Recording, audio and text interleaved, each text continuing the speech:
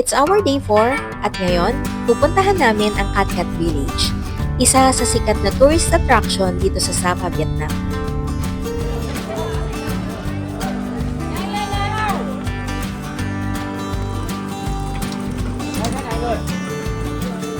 Nag-book kami ng Grab taxi for 57,000 Vietnamese dong papuntang Cat Cat Village.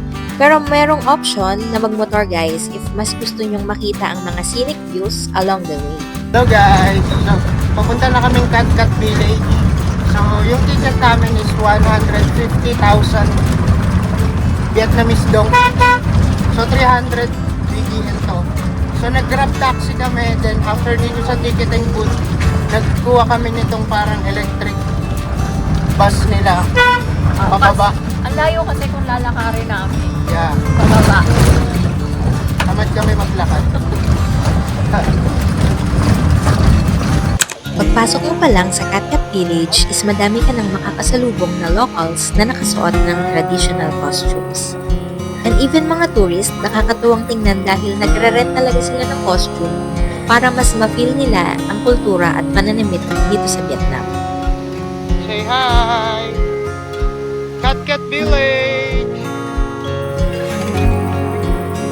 Cat Cat Village, Elvis! Wow!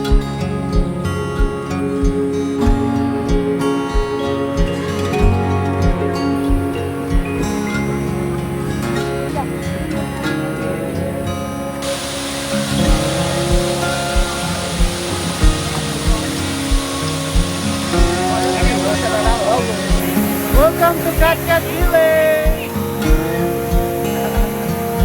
Hey, hey, hey, hey! Si nanay oh, photo shooting! Photo shooting!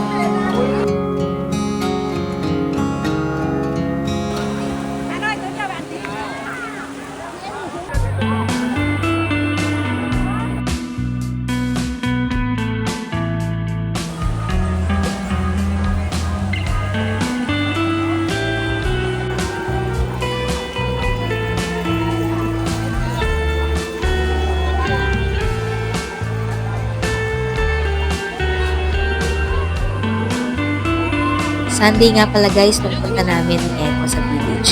Kaya ang ma-advise namin ni Echo is huwag kayong pupunta sa Cat Cat Village, especially kapag weekends.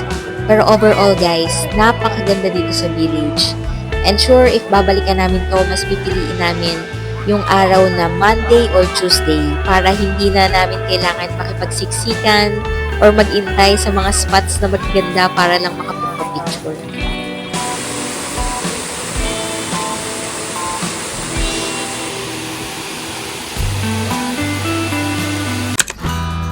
After namin sa Cat Cat Village, nag-decide kami na mag-lunch sa isa sa may pinakamagandang spot to view the funicular train dito sa Sapa, Vietnam.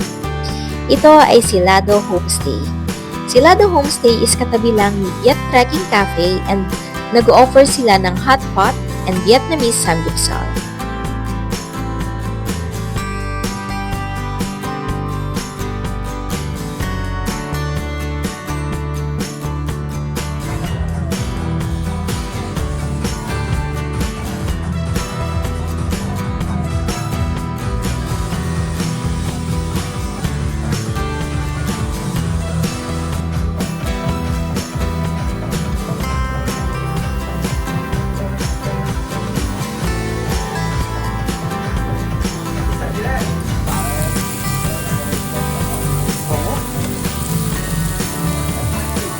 Imagine guys, nagsasamgyup kayo habang na-enjoy mo ang views ng mga mountains and funicular train na pabalik-balik ang daan papuntang Sapa Station.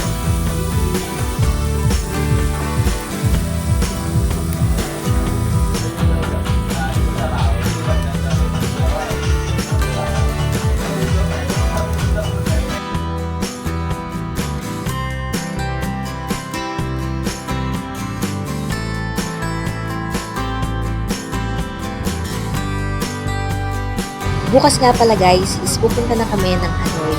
Kaya naman nag-decide kami na sulitin na at maglakad-lakad dito sa Sapa, Vietnam. Totoo ngang ito ang Switzerland of Asia dahil sa vibe and sceneries na binibigay nito.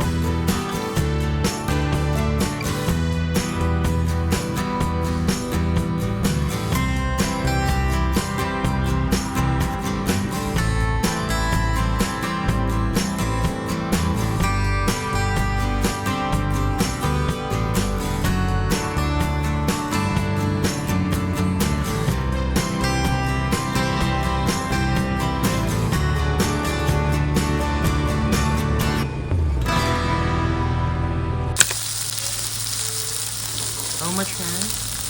190, no? Mukhang tasty, eh.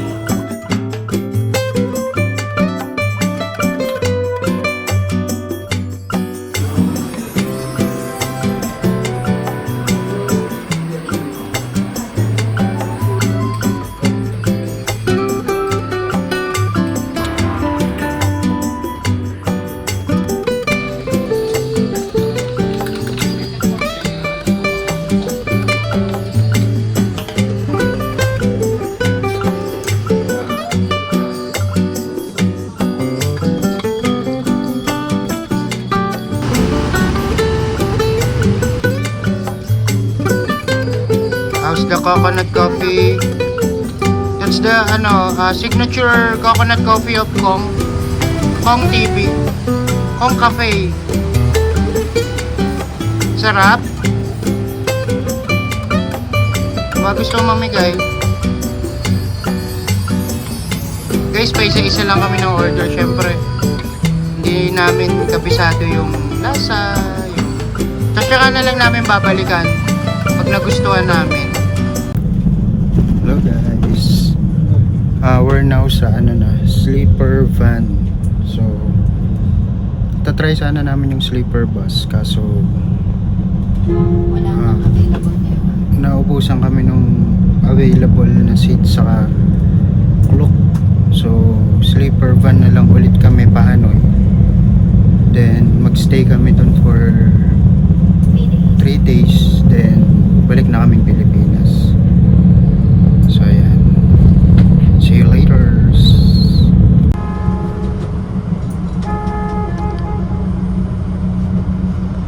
Yan guys.